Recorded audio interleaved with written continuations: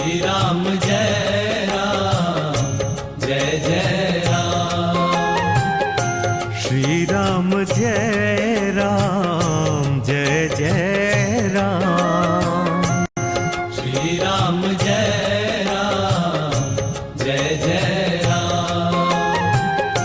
श्री राम जय राम जय जय राम।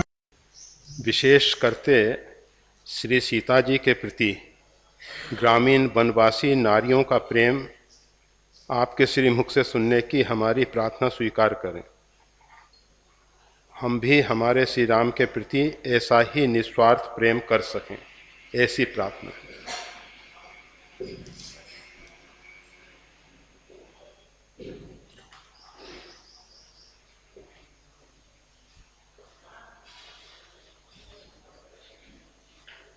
श्री राम। आदिशक्ति जगदम्बा श्री सीता जी का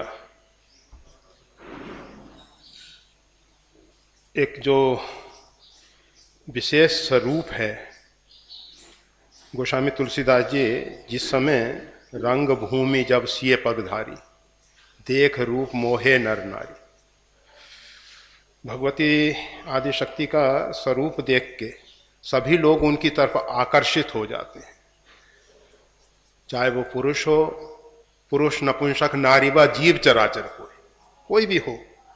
वो आदिशक्ति जगदम्बा का स्वरूप ही एक ऐसा है जो सबको अपनी तरफ आकर्षित कर लेता है। तो भगवती सीता जी जब वन में पधारी तो कुछ कथाएं जो महाराज दशरथ के द्वारा माता कैकेयी को दिया हुआ वरदान, भगवान श्री राम का वनगमन, उनके साथ लखनलाल जी का आना इत्यादि, ये जो कथा है उन ग्रामीण महिलाओं ने सुन रखी है। तो सीता जी का जो एक महत्वपूर्ण चरित्र है, महर्षि वाल्मीकि जी तो स्पष्ट कहते हैं सीता चरित महत्, और हमने जैसा आप सबको पहले भी बताया है कि वाल्मीकि जी ने रामायण की जो रचना की, वाल्मीकि रामायण, उसके हेतु प्रधान कारण यही है कि भगवती सीता जी का जो महत्वपूर्ण चरित्र है वो जन साधारण समझ सके। जब महर्षि वाल्मीकि के आश्रम में सीता जी पहुंचती हैं और महर्षि जी के साथ वार्तालाप होता है, तो महर्षि जी लंका में निवास के समय की चर्चा करते हैं और सीता जी निखालिस हृदय से उसका जो उत्तर देती हैं। उसके बाद वाल्मीकि जी को लगा, जिस नारी ने लंका जैसे साम्राज्य, और वैसे लंका का साम्राज्य कोई बहुत बड़ा तो नहीं कहा जा सकता, परंतु यह तो मानना ही पड़ेगा रामचरितमानस के आधार पे, ब्रह्म सृष्टि जहां लग तनधारी, जहां तक ब्रह्मा की सृष्टि है वो सब रावण के वशीभूत हैं।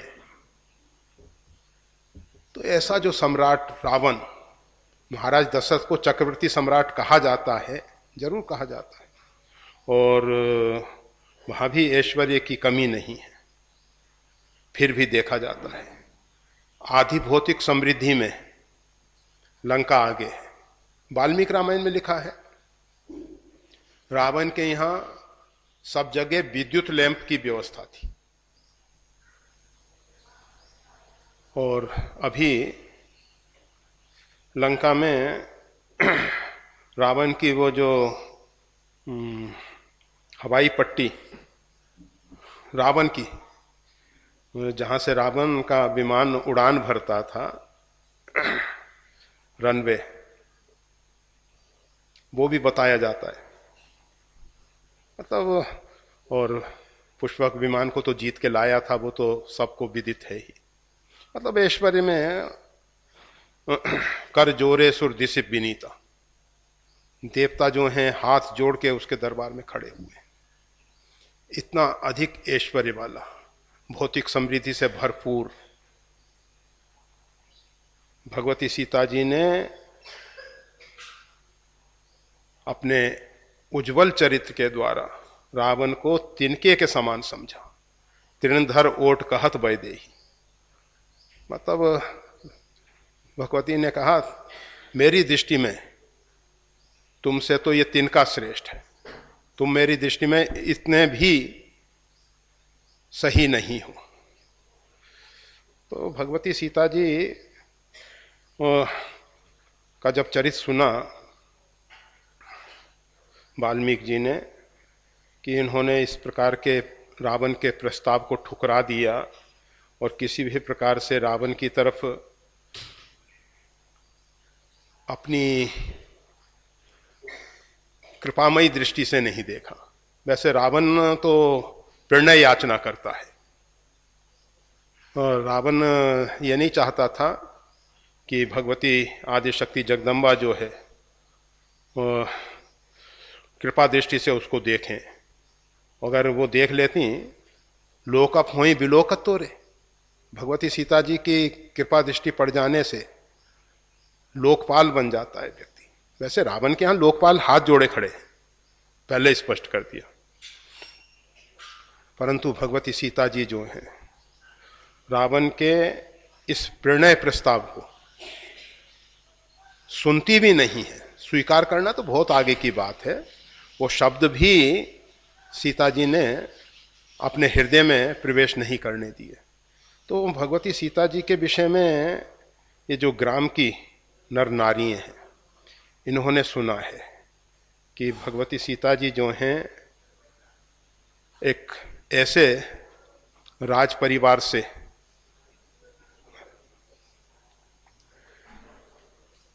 जहां इतनी संपदा है जो संपदा नीच ग्रह सोहा। जनकपुर की हम बात कर रहे हैं, रामायण के अनुसार, रामचरितमानस के अनुसार, जो संपदा नीच ग्रह सोहा, जो संपदा अत्यंत निम्न स्तर के व्यक्ति के यहां है, उसको देख के इंद्र जो है मोहित हो जाता है कि मेरे राजकोष में इतनी संपदा नहीं है। कुछ लोग कहते हैं इतनी संपदा कहां से आई, कैसे आई, तो उस विषय में तो सीधा सा उत्तर तो यही होगा कि जहां जगदम्बा अवतरित होती है, जिसके अंश से असंख्य उमा रमा ब्रह्मानी प्रकट होती हैं, क्रिया शक्ति, द्रव्य शक्ति, इच्छा शक्ति, इनकी वो अधिष्ठात्री है। भगवती श्री सीता जी जो हैं उनके अंश से इच्छा शक्ति सरस्वती, असंख्य सरस्वती हैं। इसी प्रकार से द्रव्य शक्ति की अधिष्ठाती देवी लक्ष्मी, असंख्य लक्ष्मी और असंख्य शारदा प्रकट होती हैं। तो भगवती सीता जी के यहाँ इतना ऐश्वर्य कोई बहुत बड़ी बात नहीं है। फिर भी सब लोग अपने अपने मस्तिष्क की उड़ान भरते हैं, विचार करते हैं, कहते हैं कि जब जनकपुर में भोज का आयोजन किया गया, बारातियों को सत्कार में भोज के लिए व्यवस्था की गई, तो उसमें हरित मनिन के पत्र, तो मतलब मनियों के पत्र, उसमें सोने की कील इत्यादि से जड़ के पत्तल बनाई गई ये भोजन के लिए। और भोजन के बाद सब छोड़ दिए, तो जो उठाने वाले कर्मचारी हैं, सफाई कर्मचारी, वो सब अपने घर पे ले गए। जब इंद्र ने आके देखा कि इतना कीमती रत्न ऐसे, मतलब आप सब के पास होंगे थोड़े बहुत, कभी भूल से आ गए हों या संभाल के रख लिए हों, तो आप उसको बहुत मंजूषा में रखोगे, संभाल के रखोगे, उसको प्रकट नहीं करते। परंतु वहाँ साधारण घरों में भी ऐसा भरा पड़ा है। तो इंद्र को बड़ा मोह हुआ कि ये तो हम ये बताना चाहते हैं तो ग्रामीण महिलाओं ने सुना था कि भगवती सीता जी जो हैं ऐसे राज परिवार के यहाँ जन्म ली हैं, वैसे तो अयोनिजा हैं, परंतु हमारी भारतीय संस्कृति में जो पालन करने वाला पिता है, भले ही वो दत्तक रखे या ना रखे, पालन करने वाला भी पिता ही होता है। दत्तक पुत्र लेने की एक व्यवस्था है, परंतु अगर कोई दत्तक ना भी ले और उसका पालन करता है तो वो उसका पिता ही है और उसकी संपत्ति इत्यादि का अधिकार उसको होता है। तो भगवती सीता जी का लालन पालन महाराज जनक के यहाँ हुआ है और जनक जी ने उनको अपनी कन्या के रूप में ही देखा है। और गोस्वामी तुलसीदास जी और सभी संत महापुरुष जनक सुता के रूप में ही उनको स्वीकार करते हैं। भले ही वो जगजननी है परंतु हैं जनक सुता। तो इन महिलाओं ने भी सुन रखा था कि महाराज जनक की ये जो कन्या हैं श्री सीता जी इतना ऐश्वर्य का त्याग करके अपने पति की सेवा में वन में आई हैं। महाराज दशरथ ने एक प्रस्ताव दिया था कि अगर आपकी इच्छा अयोध्या में रहने की नहीं है, जब भगवान श्री राम वन की तरफ जा रहे थे, तो कुछ दिन आप जनकपुर भी रह सकती हैं। परंतु सीता जी ने, वैसे महाराज दशरथ के यहाँ सीता जी को किसी प्रकार की कोई कठिनाई नहीं है। माता कौशल्या जी ने नेत्र की पुतली की तरह उनको संरक्षण दिया है और भगवती सीता जी के लिए पलंग पीठ तज गोद हिंडोरा, मतलब सीता जी के पैर जो हैं भूमि पे नहीं पड़ते, अच्छे कीमती कालीन गलीचे कारपेट बिछे और उत्तम पलंग हैं।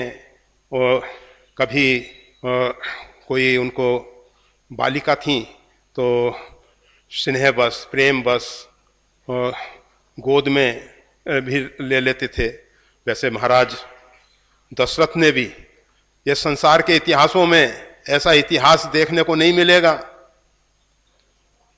कि जहां ससुर जो है पुत्र वधू को गोद में लिया वात्सल्य भाव से। ऐसा उज्जवल इतिहास है भारत का। महाराज दशरथ उनको गोद में लिए, कौशल्या जी गोद में, और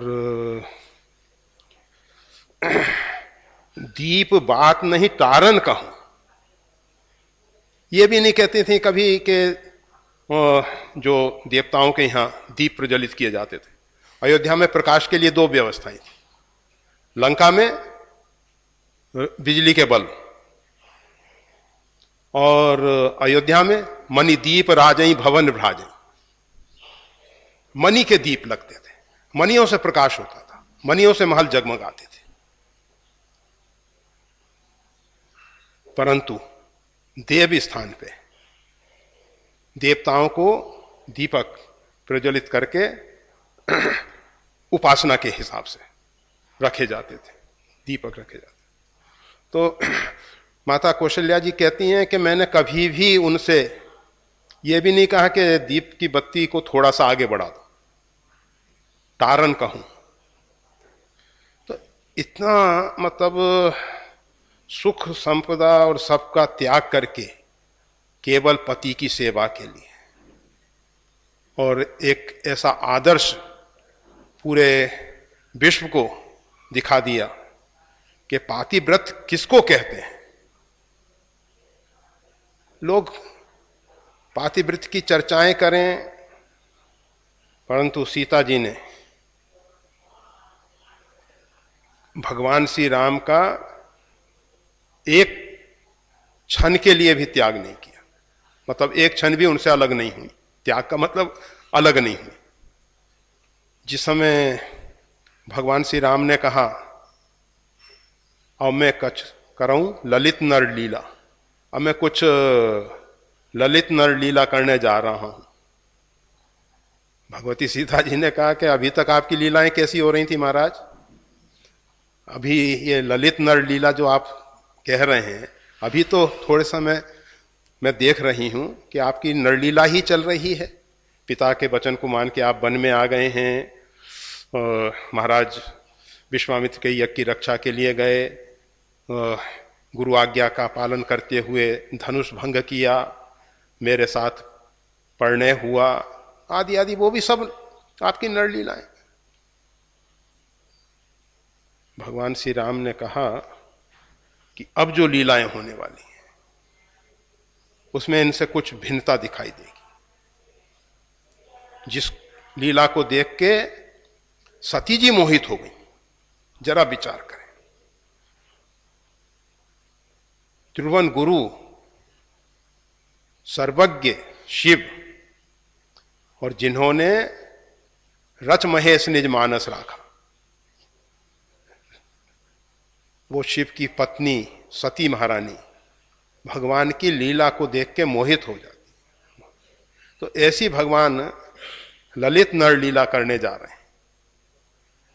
कहा महाराज आप ठीक है ललित नर लीला करने जा रहे हैं, जिसमें दोनों पक्ष दिखाई देंगे, हर्ष विषाद ज्ञान अज्ञान, जैसा साधारण जीव का धर्म है तद अनुसार आप आचरण करेंगे, ठीक है, परंतु मेरे लिए क्या आदेश है? भगवान ने कहा कि आदेश यही है कि रावण आपको अपहरण करने के लिए आएगा और आप उसके साथ लंका जाएंगे। अब प्रभु यह कदापि संभव नहीं होगा, यह कदापि संभव नहीं होगा। रावण जैसा दुराचारी दुष्ट मेरी छाया को भी अगर पकड़ने की कोशिश करेगा तो उसके लिए कठिन हो जाएगा, उसके लिए कठिन हो जाएगा। मेरे को वो स्पर्श नहीं कर सकता। वो दुराचारी गए समीप तो अबस नसाई, वो तो तुरंत जल के खाक हो जाएगा। भगवान ने कहा ठहरो, अभी लीला करनी है, रावण को ऐसे नहीं मारना है।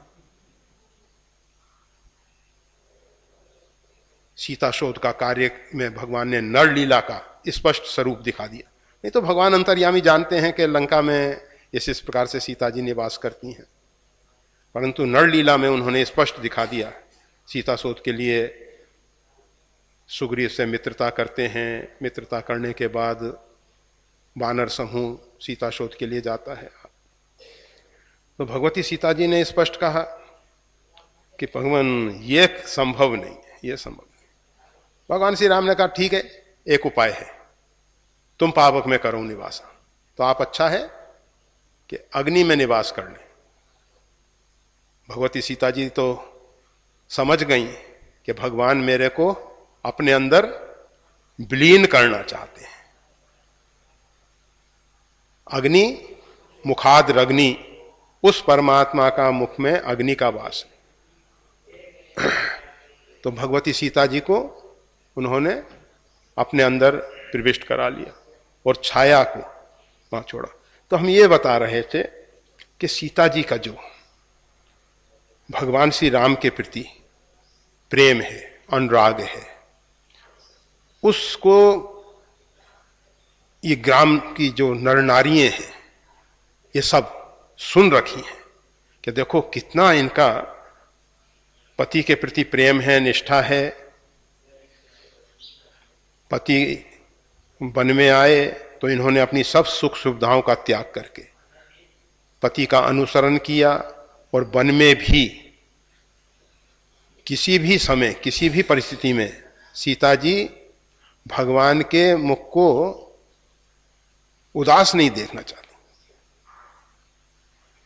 जब जब राम अवध सुधि करें, भगवान को जब अयोध्या का स्मरण हो आता है तब उनके नेत्रों में जल भरी आता है। और भगवती सीता जी उस समय कुछ इस प्रकार की चर्चा शुरू कर देती हैं, चित्तवृत्ति, जिससे देखिए साधारण नर की बात हम कर रहे हैं, हम कितने ही चिंतातुर हैं। अगर हमारी चित्तवृत्ति को बदल दिया जाए तो हम चिंता से मुक्त हो सकते हैं। तो भगवती सीता जी जो हैं इस प्रकार से, तो ये सब विषय में ग्राम की नर नारियों ने बहुत कुछ सुन रखा है। मतलब सीता जी के जन्म से लेके, प्राकट्य से लेके, ये सब चर्चाएं कि सीता जी किस प्रकार से वन में भगवान श्री राम के साथ आई हैं, और जब भगवान बट वृक्ष की छाया में बैठते हैं तो भगवती सीता जी अपने पत्तों के द्वारा, आंचल के द्वारा हवा करती हैं, जिससे उनका श्वेत पसीना, जबकि वो इतनी सुकुमारी हैं फिर भी अपनी थकान के विषय में ना देखते हुए, सोचते हुए, होना तो ये चाहिए कि सीता जी थक के बस पड़ जाएं, ऐसा ही होना चाहिए था, क्योंकि इतनी सुकुमारी जिसने कभी भी कठोर भूमि पे पैर नहीं रखा। कुछ लोगों ने तो यहां तक कहा है कि सीता जी जब अयोध्या में आई तो माता कौशल्या जी ने कहा कि सीता जी अत्यंत सुकुमारी हैं, इसलिए गुलाब की पंखड़ियां बिछा दो, ये जितने अपने गलीचे हैं इनके ऊपर गुलाब की पंखड़ी बिछा दो, जिससे सीता जी के पैर, परंतु जब गुलाब की पंखड़ी पे सीता जी का पैर पड़ता था तो वो उनको कठोर लगती थी। तो ऐसी स्थिति में सीता जी वन में आई हैं और वो इतना चले भगवान श्री राम के साथ में, कुश, कंटक, कंकर सभी है वन में, क्या नहीं सब है। ये तो भरत जी के रास्ते में ये सब कुश, कंटक, कंकर सब छिप सकते हैं, परंतु राम जी के तो कंटक किन लहे, भगवान के चरणों में कंटक भी अपने उद्धार के लिए चुप जाते हैं। और वो कंटक, जो कंटक हैं वो कहते हैं कि बाद में भगवान श्री राम शरणागत को निकाल के फेंक नहीं सकते, निकाल के कांटे को भी नहीं फेंकते भगवान श्री राम, तो उनके वो गोखरू, लोग कहते हैं चांदी बन गई, गोखरू बन गए, ऐसा हो जाता है, मतलब वो कठोर बन जाता है। तो भगवान के चरणों में तो उन्होंने भी स्थान पाया है। तो हम ये बता रहे थे कि सीता जी के विषय में ये जो ग्राम की नर नारियां हैं ये सब सुन रखी हैं और बहुत कुछ नेत्रों से देखा है, बहुत कुछ नेत्रों से देखा भी है। इसके बाद इनके मन में एक भाव होता है कि भगवती सीता जी हम सबके उपदेश के लिए, हम सबको प्रेरणा देने के लिए, हम सबको शिक्षा देने के लिए वन में आई कि देखो मानव जीवन प्राप्त किया है तो किस प्रकार से नारी को पति की सेवा करनी चाहिए। और आप ऐसा मत सोचना कि केवल नारी को ही पति की सेवा करनी चाहिए। रामचरितमानस में दोनों उद्धार हैं। भगवान श्री राम, एक बार चुनि कुसुम सुहाए, निजकर भूषण राम बनाए, सीतई पहिराए प्रभु सादर। बड़ा पवित्र दाम्पत्य, बड़ा पवित्र दाम्पत्य। ऐसा दाम्पत्य तो शायद देखने को नहीं मिलेगा। दोनों एक दूसरे का सम्मान करते हैं, पति पत्नी का सम्मान। तो यहां नारियां जो हैं, ग्रामीण वनवासी नारियां जो हैं, पहले उनके रूप को देख के आकर्षित, उनके चरित्र को सुन के प्रभावित, और उसके बाद भगवान श्री राम और सीता जी और लक्ष्मण जी का व्यवहार देख के प्रभावित हुई। उनको लगा कि जीवन में ये सब घर गृहस्थी का जितना भी प्रपंच है, गृह कार्य नाना जंजाला, छोड़ो इनको, और छोड़ के सदा सदा के लिए इनके अनुयायी बन जाएं। बस जहां जहां ये वन में जाएं वहां वहां इनके पीछे पीछे चले। वो तो पता नहीं ये पुरुष कैसे हैं।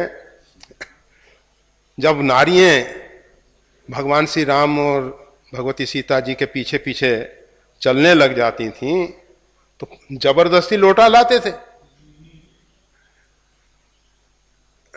पुरुषों ने सोचा कि हमारे घर की गृहस्थी चौपट हो जाएगी।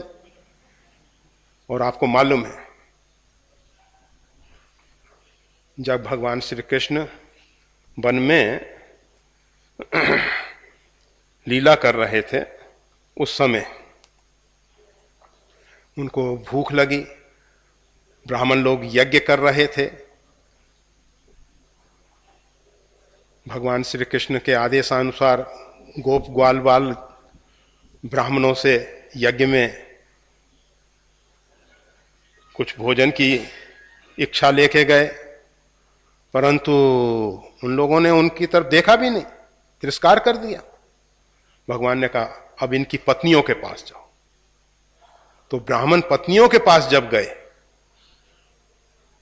तो उन्होंने सुना कि भगवान श्री कृष्ण इस प्रकार से क्षुधातुर हैं, भक्तों के प्रेम की क्षुधा उनको सता रही है, तो वो थाल लेके जाती हैं, श्यम लेके जाती हैं। तो कहने का मतलब महिलाएं जो हैं, माताएं बहनें जो हैं, उनके अंदर एक विशेष संवेदनशीलता होती है। पुरुष उतना संवेदनशील नहीं है जितनी माताएं बहनें संवेदनशील हैं, भावुक हैं, भाव से भर जाती हैं। उसका इंसान जो है, मानव जो है, नाजायज फायदा उठाता है, वो एक अलग बात है। परंतु माताओं का हृदय अत्यंत कोमल है, अत्यंत कोमल है, और इसीलिए वो कला के क्षेत्र में बहुत उन्नत है। और वैसे भी हमने आपको पहले भी बताया कि माताएं पुरुष के हाव भाव को पकड़ लेती हैं कि किस भाव से भरा हुआ है। इसीलिए सुरसा को हनुमान जी की परीक्षा के लिए भेजा गया। बल और बुद्धि दोनों के विषय में आप परीक्षा लो। तो सीता जी के पीछे पीछे जब ये प्रेम की बात कही गई है ना, नारियों का प्रेम, तो प्रेम जो है पता नहीं कहां कैसे प्रकट हो जाता है। प्रेम है सबके अंदर। भगवान बिना प्रेम दिए किसी को भेजते ही नहीं। अगर हमारे अंदर से प्रेम निकल जाएगा तो हमारा जीवन नीरस हो जाएगा। प्रेम ही एक ऐसा रस है जिससे हमारा जीवन टिका हुआ है। परंतु यह प्रकट कहां होता है, कैसे होता है, इसकी अभिव्यक्ति कब और कैसे होती है, वो एक अलग विषय है। तो जब साक्षात आदिशक्ति जगदम्बा का दर्शन होता है तो इन ग्रामीण महिलाओं के अंदर जो प्रेम छिपा हुआ था, सुषुप्त था, वो जाग उठा, वो प्रकट हो गया। और वो भगवान श्री राम और सीता जी के पीछे पीछे चलते हैं, पीछे पीछे चलते हैं। जब उनके पतियों ने देखा कि ये सब नारियां तो उनका अनुगमन कर रही हैं, तो उन्होंने जबरदस्ती बलात् हठपूर्वक ले आए। अब लाने के बाद इनके अंदर तो वही सीताराम जी की छवि बस गई थी, और वो छवि बसने के कारण ये घर में रहते हुए भी घर के सब काम करती हैं, और काम करते हुए भी जिस प्रकार से ब्रज गोपिकाएं घर में रह के सब काम करते हुए भी भगवान श्री कृष्ण के साथ जुड़ी रहती हैं, भगवान श्री कृष्ण की लीलाओं का चिंतन करती हैं, उसी प्रकार से एक ग्रामीण अंचल की महिलाओं की स्थिति हुई है। और ये पूरे जीवन पर्यंत थोड़े से समय भगवान श्री सीताराम जी का दर्शन लाभ मिला, थोड़े समय के लिए इन्होंने वैसे भगवती सीता जी से भगवान श्री राम के विषय में प्रश्न भी किया है, और प्रश्न करने के बाद भगवती सीता जी जिस प्रकार से उपनिषद की ऋचाएं उस ब्रह्म के विषय में इंगित करती हैं, उसी प्रकार से भगवती सीता जी ने भगवान श्री राम को इंगित किया है, बताया कि ये मेरे छोटे देवर हैं, ये जो गौर वर्ण वाले हैं ये मेरे देवर हैं, और अंचल को ढाक के नेत्रों के ऊपर ढाक के तिरछे नेत्रों से देखते हुए भगवती सीता जी ने मौन की भाषा में उस ब्रह्म का परिचय दिया, परमात्मा का परिचय दिया कि मेरे स्वामी हैं, ये सार्वभौम अस्तित्व के स्वामी हैं, पति हैं। तो ये सीता जी का जो उपदेश मिला है उनको, सीता जी के चरित्र से उन्होंने बहुत कुछ सीखा है। थोड़े समय का सत्संग, लब निमेष, लब मात्र का जो सत्संग है, उस थोड़े से समय के सत्संग ने उनके जीवन में एक क्रांति ला दी, एक क्रांति ला दी। वो हमेशा परिपूर्णतम ब्रह्म भगवान श्री सीताराम जी का और भगवान श्री सीताराम जी की लीलाओं का, आप कितना ही वेदांत श्रवण करो, वेदांत से वेदांत वेद्यम विभुम, वेदांत से परमात्मा के विषय में जाना जाता है, परंतु वो जानकारी उसी प्रकार है जैसे किसी व्यक्ति ने प्रकाश के विषय में जान लिया। अब प्रकाश के विषय में जान तो लिया, परंतु प्रकाश को देखा नहीं, समझा नहीं, तो प्रकाश और अंधकार में कोई उसके लिए अंतर नहीं है। इसी प्रकार से वेदांत से केवल ब्रह्म को जान लेने से कल्याण नहीं होता।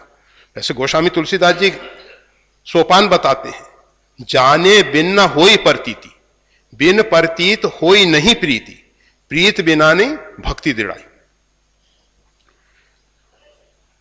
तो ये जो ब्रज श्री राम, ये जो ग्रामीण अंचल की महिलाएं हैं, इन्होंने भगवती सीता के माध्यम से उस ब्रह्म को जाना है। सीता जी ने उस ब्रह्म का साक्षात दर्शन करा दिया,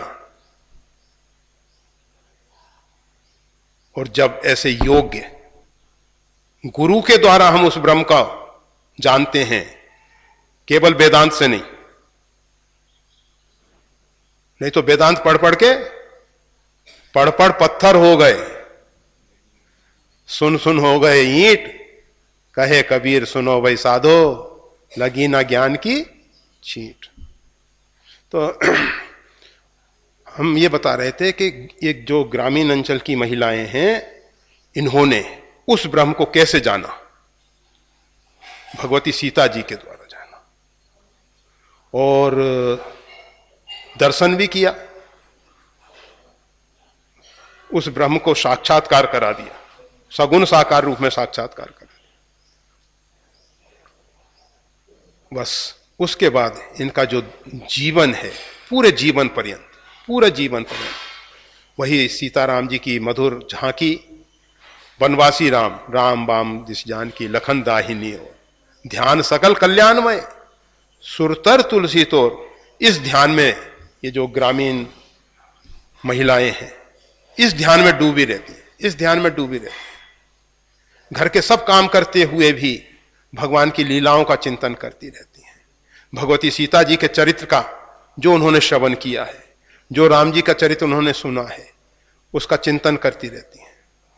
और फिर तो जब उनका चिंतन में ऐसा आता है कि इस समय भगवान श्री राम कहाँ पहुंचे होंगे, तो अंतःकरण शुद्ध हो जाने के कारण भगवान की आगे की भविष्य की लीलाएं जो हैं उनको दिखाई देती हैं।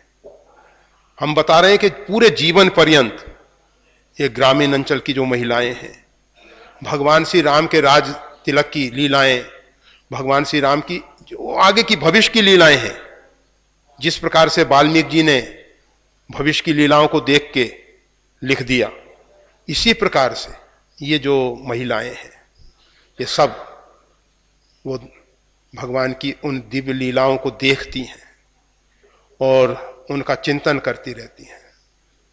आप जानते हैं कि जिस ब्रह्म के चिंतन के लिए योगी यम नियम आसन प्राणायाम प्रत्याहार धारणा ध्यान सब करते हुए समाधिष्ठ होते हैं, चित्त की वृत्तियों का निरोध करते हैं, ये ग्रामीण अंचल की महिलाएं केवल थोड़े समय भगवान सीताराम जी के साथ हो गई, थोड़े समय के लिए।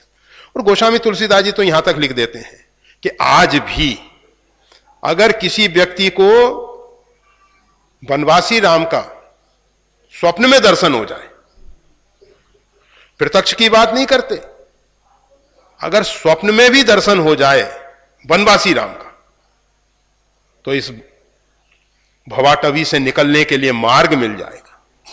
ये भवरूपी जो जंगल है, इससे निकलने के लिए मार्ग प्रशस्त हो जाता है। तो ये धन्य है ग्रामीण अंचल की महिलाएं। केवल इन्होंने अपना ही कल्याण नहीं किया, इनके संसर्ग में आने वाले जो इनकी संतति हैं, इनके बच्चे हैं, इनका परिवार है, उन सबके अंदर भी भक्ति आ गई। एक से एक जब महिलाओं की यह स्थिति देखते हैं पुरुष, तो उनके मन में भी विचार आता है कि देखो ये कितना परमात्मा के प्रेम में डूबती हैं, और उनके विचारों में परिवर्तन आने लगा, उनके आचरण बदल गए, आहार विहार शुद्ध हो गए। समाज सुधारने के लिए, आज वनवासियों के सुधारने के लिए कितनी ही कोशिशें करते हैं लोग, कुछ नहीं, केवल श्री सीताराम जी का चरित्र उनको सुनने को मिले, भगवान सीताराम जी की लीलाओं के विषय में उनको मालूम पड़े, और उन लीलाओं के साथ अगर ये जो वनवासी लोग हैं जुड़ जाएं। उस समय तो एक महान क्रांति आई ही थी। भगवान श्री राम का वनगमन केवल रावण के वध के लिए नहीं, रावण का वध तो भगवान अपने संकल्प से कर सकते, परंतु ये जो प्रेम का प्रसाद वितरित करना था, प्रेम को बांटना था, ये तो दूसरे प्रकार से संभव नहीं था। भगवान ने वन में विचरण करते हुए असंख्य ग्राम वासियों को बस प्रेम से सरोबार कर दिया, डुबा दिया उसमें।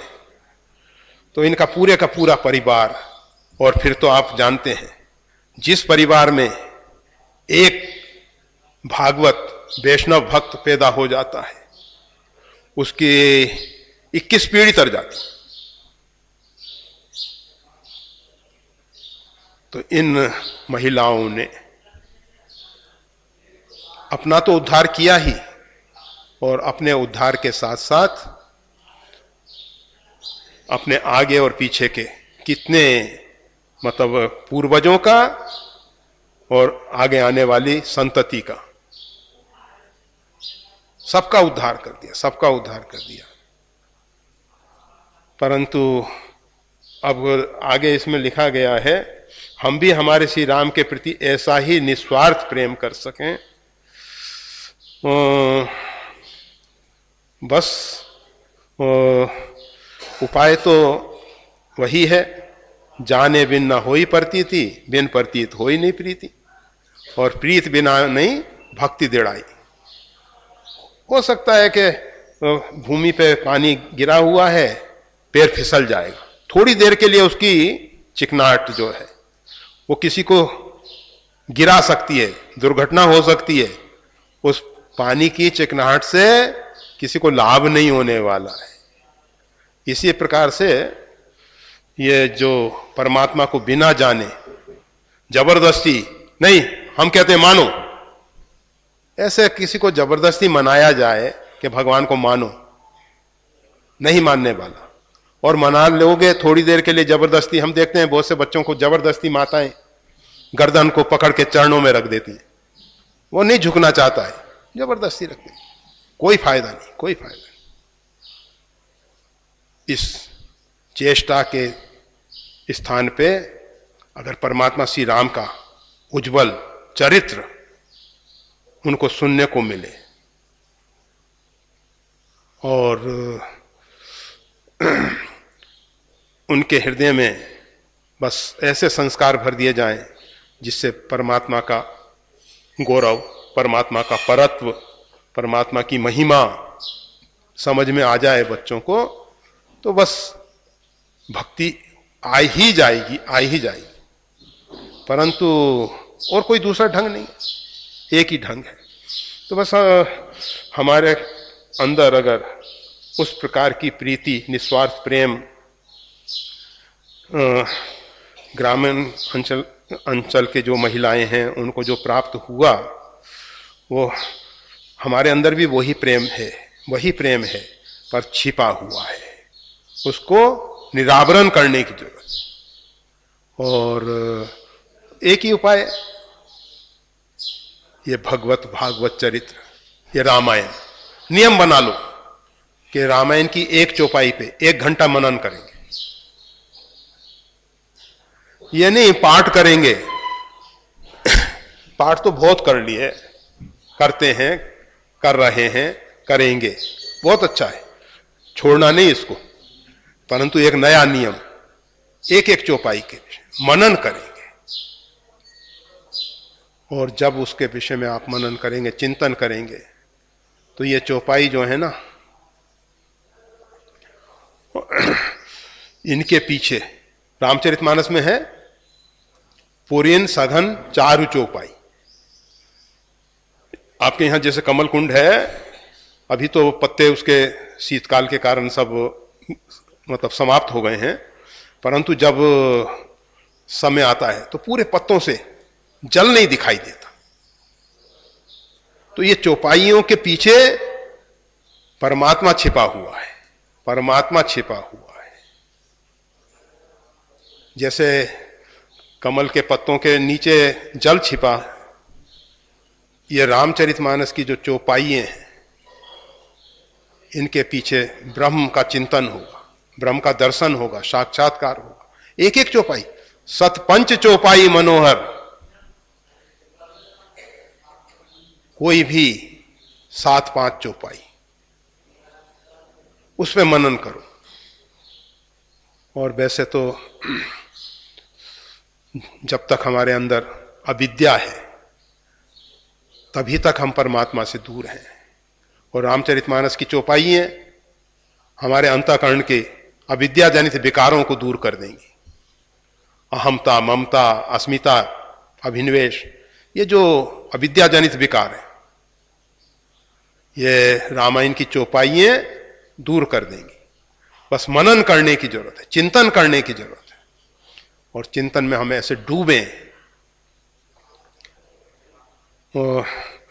हमने बहुत बार कहा है, पशु जो होते हैं ना, पहले भोजन खा लेते हैं और फिर बैठे जुगाली करते रहते हैं, धीरे धीरे धीरे धीरे चबाते हैं उसको, फिर उसका रस लेते रहते हैं।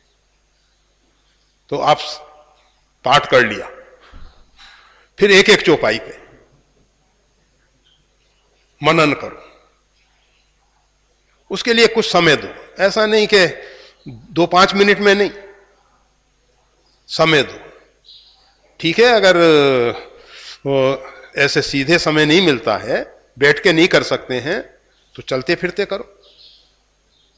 किसी को जॉब पे जाना है तो रास्ते में बहुत समय मिलता है, गाड़ी बसों में बहुत टाइम बर्बाद होता है। यह तो भारत का बड़ा अच्छा भाग्य है कि ट्रैफिक जाम होता है। तो थोड़ी दूरी चलने में हमको बहुत लंबा समय लग जाता है। उस समय करना क्या है? बस रामायण की चौपाई है, उनका चिंतन करें, चिंतन करें। और उसके पीछे जो परमात्मा श्री सीताराम जी का स्वरूप छिपा हुआ है, वो हमारे नेत्रों के सामने आ जाए। जरूर आ सकता है, प्रत्येक चौपाई के माध्यम से आ सकता है। कोशिश करेंगे। जय श्री राम।